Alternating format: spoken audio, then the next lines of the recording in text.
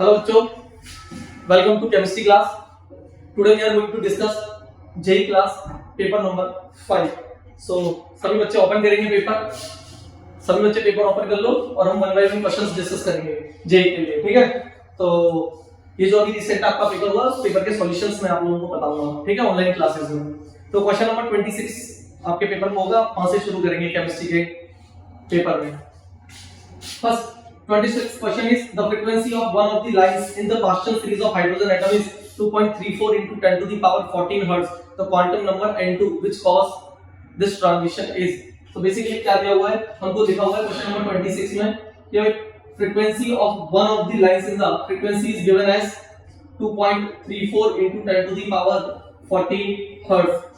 Paschen series की बात कर रहा है, Paschen series it means we know that Paschen series तो n1 की वैल्यू फिक्स है, that is 3. Partial series n1 की वैल्यू फिक्स है and the quantum number n2 what he is asking, quantum number n2 as we know that mu bar equals to 1 by lambda, Rydberg's formula 1 by lambda rz square 1 upon n1 square minus 1 upon n2 square.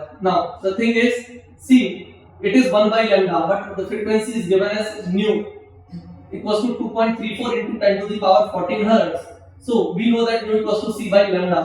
अगर हम इसको किसी भी तरीके से c by lambda बना दें तो c by lambda बनाना आसान है। आपको क्या करना है, दोनों तरफ c से मल्टीप्लाई कर दो। जैसे आप इसको c से मल्टीप्लाई करोगे ये पूरी चीज क्या हो जाएगी आपकी, ये पूरी चीज क्या हो जाएगी, अब हो जाएगी आपकी फ्रीक्वेंसी c mu और फ्रीक्वेंसी mu इक्वल्स टू क्या लिखोगे r, c को यही रख लो c z। उसमें क्वेश्चन पेपर में गिवन है हाइड्रोजन एटम के बारे में बात कर रहा है, तो हाइड्रोजन एटम है तो एटॉमिक नंबर z 1 हो जाएगा 1 upon n1 square, n1 is 3 का square minus 1 upon n2 square. Now you know the value of c is speed of light, that is 3 into 10 to the power 8 meter per second. r is what, r is 1.097 into 10 to the power 7 meter inverse and the frequency is given as in hertz 2.34 into 10 to the power 14 hertz. After putting all the values in the given formula we can directly solve the value of n2 और जब आप n2 solve करोगे तो that will be approx 5. I have already solved, so you just check it. So आप बताते नहीं जाइए कितने बच्चों का सही हुआ है, ठीक है, और आप आंसर मैच करा सकते हैं। Now move to the next question, that is the line spectra of two elements are not identical because ये तो theoretical question है, हम डायरेक्ट conceptual based question है तो हम डायरेक्टली आंसर कर पाएंगे। The line spectra of two elements are not identical because first option is the elements do not have the same number of neutrons. No, it is wrong, right? Neutrons पे तो हम line spectra को कभी define ही नहीं करते, we basically define the spectra in terms of electrons, right? They have different mass number, no, again wrong. Their outermost electrons are at different energy level, that is the correct answer because जब भी हम बात करते हैं line spectra, whether we are talking about emission spectrum और absorption spectrum, but in our syllabus that is emission spectrum, और emission spectrum में हम बात करते हैं when electron transit और electron jump from higher energy level to lower energy level. तो basically दो एनर्जी लेवल्स का डिफरेंस होगा तभी आपका इलेक्ट्रॉन हायर एनर्जी लेवल से लोअर एनर्जी लेवल में आएगा, और अगर हायर एनर्जी लेवल से लोअर एनर्जी लेवल में आएगा तो it will lose energy in terms of radiation, है ना, वहीं से आपका स्पेक्ट्रा जनरेट होता है। क्लियर है? तो answer would be C. Now question number 28, next question is 28, the wavelength of the third line of Balmer series for hydrogen atom. Now again this question is very simple, again formula based question and you know the formula, again Rydberg's formula mu bar equals to 1 by lambda rz square 1 upon n1 square minus 1 upon n2 square. Question number 28 को solve करते हैं।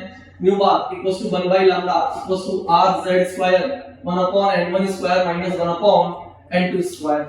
The wavelength of the third line of the Balmer series for hydrogen atom. तो Balmer series के लिए बात कर रहा है तो Balmer series के लिए n1 की वैल्यू फिक्स हो गई बेटा। Balmer series है तो n1 is 2, yes or no? Okay, hydrogen है z की वैल्यू ऑलरेडी 1 हो जाएगी, ठीक है। Third line of Balmer series, अगर आपको लोगों को याद होगा हाइड्रोजन स्पेक्ट्रम में जब हम बात करते हैं तो that is m1 equals to 1, ये level energy level equals to 1 2 3 4 and so on ऐसे जाता है। तो जब भी बामर की बात करोगे तो मतलब आपका जो स्पेक्ट्रम, जब भी आपका इलेक्ट्रॉन ट्रांजिट करेगा from higher energy level to lower energy level तो it should fall onto the 2, ठीक है। तो फर्स्ट लाइन की अगर हम बात करें तो it will be from 3 to 2, second line would be 4 to 2 and third line will be 5 to 2. So this will be the value of n2 because n2 is higher energy level and 2 we have considered or we have it is given that in Balmer series or for Balmer series n1 की value fix है, that is 2. तो electron जो आ रहा है वो 5 to 2 आ रहा है, तो n1 की वैल्यू हो जाएगी 2, n2 की वैल्यू 5. r रिडक्स कांस्टेंट है, यू नो दैट, और हम डायरेक्टली सॉल्व कर पाएंगे लैम्डा. बट हमको क्या है, पूरा सॉल्व नहीं करना, हमको इन terms of r he solve करना है. तो बहुत इजीली हम सॉल्व कर पाएंगे. 1 by lambda equals to r z तो 1 हो गया, 1 upon n1 square, 1 upon 2 square 4 minus 1 upon n2 square. 2 square means 5 square means 25. Now उसको सॉल्व करते हैं बेटा. r क्या करोगे जल्दी बोलो. 125 minus 4, तो ये क्या हो जाएगा 1 by lambda. 1 by lambda आ जाएगा 21 r by 100. तो यहां से आप lambda क्या बोलोगे 100 by 21 r. 100 by 21 r आपका डायरेक्टली ऑप्शन दिख रहा है, option number B. Thank you. तो नेक्स्ट क्वेश्चन अगेन बहुत इजी क्वेश्चन है, आप बहुत इजीली सॉल्व कर पाते हैं. In which of the following transition will the wavelength be minimum. See आप लोगों को पता होगा वेवलेंथ मिनिमम का जो कॉन्सेप्ट है वेवलेंथ, उस आपको जब भी वेवलेंथ बतानी हो वेदर इट इज मैक्सिमम और मिनिमम, सो आपको डायरेक्टली मूव करना है, डायरेक्टली सोचना है इन terms of energy. You know the formula delta E change in energy or difference in energy, that is directly proportional to, or delta equals to hc by lambda, or you can say directly delta is directly proportional to 1 upon lambda, directly proportional to 1 upon lambda or inversely proportional to lambda. Now you can directly say that अगर हमको lambda क्या चाहिए, उसने क्या मांगा है हमसे, lambda minimum मांगा है. अगर हमसे उसने lambda minimum मांगा है तो इसका मतलब delta E should be maximum, delta E maximum होना चाहिए. अब आप लोगों को क्या करना है, बस एनर्जी का गैप, एनर्जी डिफरेंस देखना है. उसमें कुछ भी नहीं दिया है तो हम लोग अज्यूम कर लेते हैं for hydrogen atom. For hydrogen atom we know all 6 values of hydrogen atom, energy values है ना. E1 की value that is -13.6 electron volt, E2 -3.4 electron volt, E3 is -1.51 electron volt and so on, है ना. आप लोगों को सारी 66 values मैंने आप लोगों को लिखवा रखी है, आप डायरेक्टली रेफर कर सकते हो. और आप लोगों को सिर्फ डिफरेंस देखना है. n equals to 3 to n equals to 1 की बात कर रहा है, इट मींस वो आपसे एनर्जी गैप मांग रहा है कि भाई 1 2 3, ऑप्शन नंबर सी की बात कर रहा हूं. n equals to 3 to n equals to 1, इसमें एनर्जी गैप क्या होना चाहिए, तो आपका इसमें एनर्जी गैप मैक्सिमम आएगा. आप कैलकुलेट कर सकते हो, आपको E1 भी पता है, E3 भी पता है, दोनों एनर्जी का डिफरेंस लो. अगर वो एनर्जी गैप मैक्सिमम है तो लैम्डा आपका मिनिमम आ जाएगा, तो आपका ऑप्शन नंबर सी करेक्ट हो जाएगा. डायरेक्टली आप कर सकते हो, कुछ भी नहीं है, प्लस माइनस करना है, बस प्लस भी नहीं करना है, माइनस करना है. आप दो एनर्जीज का डिफरेंस लेते जाइए, आपका आंसर आता जाएगा. क्लियर है. Now move to the next question, that is question number 30. Okay, note करते जाइए. अगर आप लोगों को कोई प्रॉब्लम है तो आप कमेंट कर सकते हो मेरे को, ठीक है.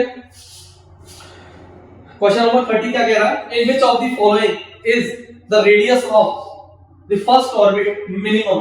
क्वेश्चन नंबर 30 कह रहा है कि भाई बताओ इन चारों में से जो फर्स्ट ऑर्बिट की जो रेडियस होगी वो किसकी मिनिमम होगी, है ना. और उसने ऑप्शन दिया कि ये होता है एक hydrogen atom, second is tritium atom, third is triply ionised beryllium and fourth option is doubly ionised helium. आप लोगों को इसका मतलब समझ में आना चाहिए कि भाई जो रेडियस का formula that is 0.529 n square by z angstrom, that is given by Bohr's. ठीक है, बोर्स से हम लोग कैलकुलेट भी करते हैं, डेरिवेशन भी मैंने आप लोगों को दिया हुआ है. ठीक है, तो first option is for hydrogen atom, इसके बारे में बात कर रहे हैं फॉर हाइड्रोजन एटम. और उसने हमसे मांगा है कि जो रेडियस है वो मिनिमम होनी चाहिए. देखो हम सॉल्व नहीं करेंगे, हम थोड़ा सा कॉमन सेंस यूज करेंगे, क्योंकि उसने बोल दिया भाई फर्स्ट ऑर्बिट है तो n की वैल्यू फिक्स है, कांस्टेंट है, तो ये भी फिक्स है, तो radius is directly proportional to 1 by z. अगर आपको रेडियस मिनिमम चाहिए तो आपका z is what, z is atomic number, तो आपका एटॉमिक नंबर क्या होना चाहिए, मैक्सिमम. अब बस यहां से सीधा सीधा आंसर आता जाएगा.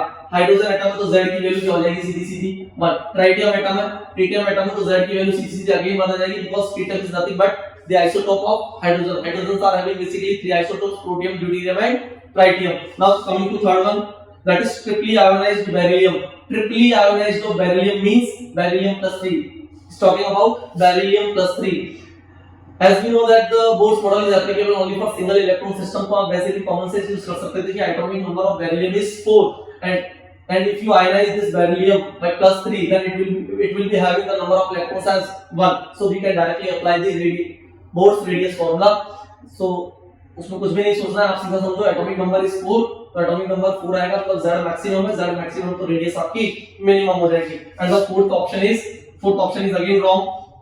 doubly ionized helium plus 2, doubly ionized helium plus 2, again atomic number is 2, तो ये रॉन्ग हो जाएगा आपका क्वेश्चन नंबर 30 और जो ऑप्शन नंबर है वो सी हो जाएगा। Now coming to the question number 31, when the electron of hydrogen atom jumps from n equals to 4 to n equals to 1, state the number of spectral line। Spectral line calculate करने के लिए दो तरीके बताए, या तो आप डायरेक्टली डायग्राम बना लीजिए, है ना, डायग्राम से आप सॉल्व कर सकते हो, या मैंने आप लोगों को फार्मूला भी दिया हुआ है तो हम डायरेक्टली फार्मूला लगा सकते हैं, ठीक है। Total number of spectral line, total number of spectral line SL, spectral line का जो फार्मूला था that is n into n plus 1 by 2 where n equals to n2 minus n1। now electron jumps from n equals to 4 to n equals to 1, so here higher energy level would be 4, that is n2, and lower energy level will be n1, that is 1, so 4 minus 1 that would be 4 minus 1 that would be 3, directly put, so 3 into 4 12 divided by 2, so answer would be 6। अगर आप लोगों को formula नहीं याद रहता है किसी भी कारणवश तो आप डायरेक्टली डायग्राम भी बना सकते हो। कैसे? इलेक्ट्रॉन को कहां से कहां लेके आना है, n equals to 4 से हमें इलेक्ट्रॉन को जंप कराना है 1 पे, तो पॉसिबल स्पेक्ट्रल लाइंस पूछ रहा है। स्पेक्ट्रल लाइंस बेसिकली दो एनर्जीज के डिफरेंस से आएंगे, तो आप बता सकते हो इलेक्ट्रॉन कैसे आएगा, 4 to 1 आ सकता है, 4 to 2 आ सकता है, 4 to 3 आ सकता है। नाउ 3 to 1, 3 to 2 और 2 to 1, तो 1 प्लस, अब आप काउंट कर लीजिए 1 2 3 4 5 6, total number of spectral lines will be 6। option number B is correct। now question number 32, the quantum number not obtained from the Schrödinger wave equation, Schrödinger wave equation sign that is n l n, ये यहीं से समझ में आ जाएगा आपको। Basically 3D equation है and it will give you three variables n l m, you cannot calculate the spin quantum number from the Schrödinger wave equation, so answer would be ms, that is spin quantum number। ms also, spin quantum number is represented by ms also, I have already told you spin quantum number, spin quantum number that is denoted by s, or simply you can say ms। is it clear now? okay, coming to the question number 33, that is the value of the magnetic moment of particular ion is 2.83 Bohr magneton, the ion is। ये question इस तरह के questions होते हैं वो NEET में या JEE में, है ना, काफी हद तक पूछे जाते हैं, तो आप लोग इस तरह के क्वेश्चंस पे जहां आपको मैग्नेटिक मोमेंट्स कैलकुलेट करने होते हैं उसमें थोड़ा सा ध्यान दिया करिए, बहुत इजी होते हैं इस तरह के क्वेश्चंस, आपको कुछ भी नहीं करना होता, सिंपली इलेक्ट्रॉनिक कॉन्फ़िगरेशन लिखना आना चाहिए। तो उसने बोला है कि the value of magnetic quantum, magnetic moment mu is given as 2.83, as we know the formula of magnetic moment, that is under root n into n plus 2 bm, bm is what, bm is nothing but the Bohr's magneton, bm is nothing but the Bohr's magneton। now अब आप बच्चे क्या करते हैं, बच्चे इसको ना मतलब क्वाड्रेटिक बनाएंगे, सॉल्व करेंगे, n की दो वैल्यूज निकालेंगे, पॉजिटिव एक नेगेटिव नहीं करना। अगर आप मैथ्स के स्टूडेंट हो, आप जेईई की प्रिपरेशन कर रहे हो, if you are JEE aspirant, तो आपको थोड़ा सा एनालिटिकल सोचना, आप एक चीज सोच सकते हो कि 2.83 किसका अंडर रूट हो सकता है, दैट इज 8, है ना, हम लोगों को पता है 2.83 किसका अंडर रूट आएगा, बिकॉज़ 9 का अंडर रूट 3 आता, तो that is around 8 equals to under root n into n plus 2 bm। Clear है? सोचो अंडर रूट 8 कब मिलेगा, जब n की वैल्यू क्या होगी, n की वैल्यू यहां पे अगर मैं 2 पुट करता हूं, क्या पुट करता हूं 2, n की वैल्यू 2 पुट करिए आप, तो 2 into 2 plus 2, 2 plus 2 4 multiplied by 2, तो n की value 2, but n what is n, n is number of unpaired electrons, n is number of unpaired electrons। अब हमें वो चेक करना है कि जिसमें नंबर ऑफ unpaired electrons क्या हो जाए, 2 हो जाए, ठीक है। तो option A is Fe+2, Fe+2 अगर आप लिखते हो तो आप लिखते हो argon, then 4s0 3d6, 3d6 आप बनाओगे तो 4s से पहले जाएगा इलेक्ट्रॉन, 4s से इलेक्ट्रॉन पहले जाएगा, आउटर मोस्ट शेल से इलेक्ट्रॉन पहले जाएगा, 3d6 अगर आप बनाओगे तो that is 1 2 3 4 5 and 6 unpaired electrons are 4, जबकि हमें चाहिए अनपेयर्ड इलेक्ट्रॉन्स 2, तो option number A is wrong. Clear है? Now coming to the option number B, that is given as nickel plus 2, nickel plus 2 atomic number is 28, nickel plus 2 atomic number is 28। if you write argon 4s0, दो electron निकाल दिए 3d8, अगर आप बनाओगे 3d8 को तो 1 2 3 4 5 6 7 8, now unpaired electrons are 2, so you can directly say that nickel plus 2 will be having, nickel plus 2 ion will be having the magnetic moment value as 2.83 because the number of electrons, unpaired electrons, are 2 in nickel plus 2 ion। Similarly, you can also calculate Mn plus 2 and cobalt plus 3, but that will not be having unpaired electrons similarly as 2। if you calculate the number of unpaired electrons in Mn+2, you will say that Mn+2 is nothing but argon 4s0 3d 5, because atomic number of manganese is 25. So 4s0 3d 5. So unpaired electrons will be 5 in Mn+2, and for cobalt plus 3 atomic number is 27. So 4s0 and 3d 6 unpaired electrons will be 5 6 यानी 4 आ जाएगा. Unpaired electrons 4 आ जाएंगे, तो again ये answer wrong हो जाएगा. Question number 34. Which of the following violates the Pauli's exclusion principle? Pauli's exclusion principle क्या कहता है? Pauli's exclusion principle says no two electrons will have all the four quantum numbers values same. हमें बोलता है कि ये वायलेट कर, कौन सा है इन चारों ऑप्शंस में से जो इस Pauli's exclusion रूल को या प्रिंसिपल को क्या करता है? वायलेट करता है. ठीक है, तो अगर हम बात करते हैं ऑप्शन ए तो डायरेक्टली अबव को ही फॉलो नहीं करता. अबव को फॉलो क्यों नहीं करता? क्योंकि अबव ने कहा था कि अगर आपको इलेक्ट्रॉन्स फिल करते तो आप तब तक पेयरिंग नहीं कर सकते. मतलब आपको इलेक्ट्रॉन जो अरेंज करने हैं वो आपको किस में करने हैं? इंक्रीजिंग. देखो आपको सबसे पहले एक चीज बताता हूं, अगर आप इसको 1s मानो, फर्स्ट ऑर्बिटल को अगर आप 1s मान रहे हो तो आप गलत कर रहे हो, क्योंकि अगर आप 1s बोलोगे तो नेक्स्ट जो ऑर्डर है इलेक्ट्रॉन्स फिल करने का तो वो है 1s देन 2s और 2p. तो आप इसको 1s लोगे तो नेक्स्ट 2s होना चाहिए था, जो कि आपको नहीं दिया हुआ. ठीक है, तो we will start from 2s. अगर ये 2s है तो फिर ये 2p होगा, और अगर हम 3s से शुरू करते तो 3s के बाद 3p होता. तो 2s 2p और 3s और 3p. फिलहाल इसके बारे में कोई बात नहीं करते, हमें तो सिंपली ये कहना है कि वायलेट Pauli's exclusion रूल को कौन वायलेट करता है. तो Pauli's exclusion रूल मैंने आपको बता दिया, no two electrons will have all the four quantum number values same. किन्हीं भी दो इलेक्ट्रॉन की चारों क्वांटम नंबर वैल्यू कभी भी सेम नहीं हो सकती. Now come to the option number C. Option number C is given as like this. Now you can directly check this one, right? It can be 2s or 3s, right? We are not talking much about on this.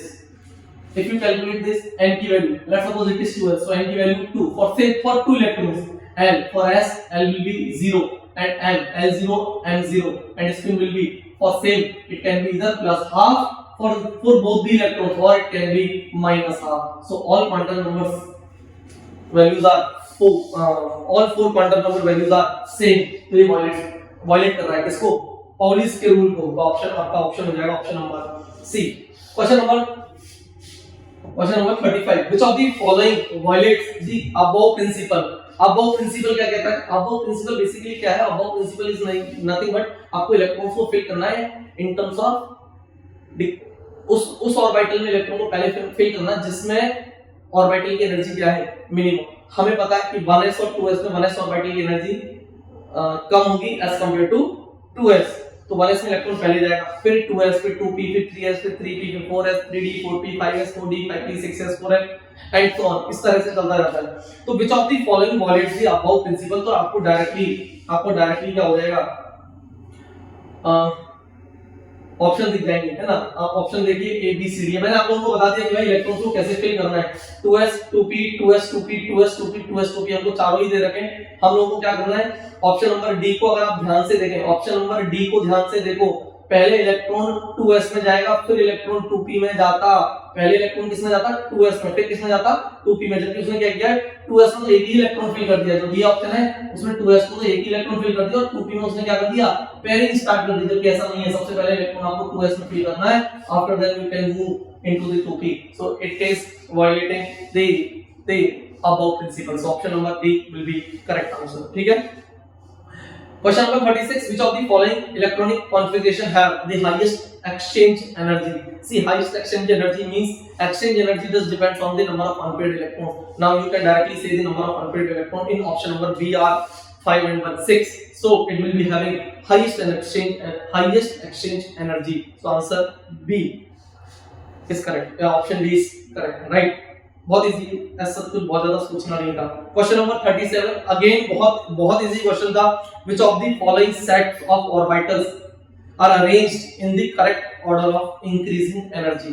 अब उसमें options लिख रहे हैं, मतलब orbitals लिखे हुए options बना के कैसे दिए हुए उसमें बोला होगा 3d है आपके पास, एक 4s है, 4p है, 5s है, 4s है, 3d है, 4p है, 5s है एंड 4d है ना, बहुत तरह के ऑप्शन लिख रहे हैं, और जो काम की चीज थी वो ये थी ऑप्शन नंबर डी को देखो एक बार जरा ध्यान से।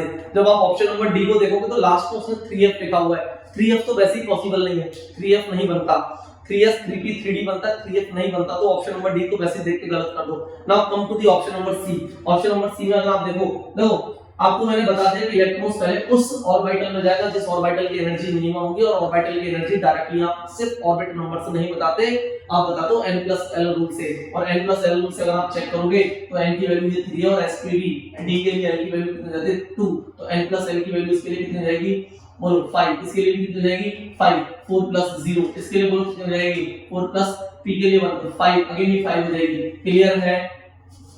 अरे बोलो ठीक है। नेक्स्ट इज अगेन 5 ऐसे तो 5 + 0 5 एंड 4d है तो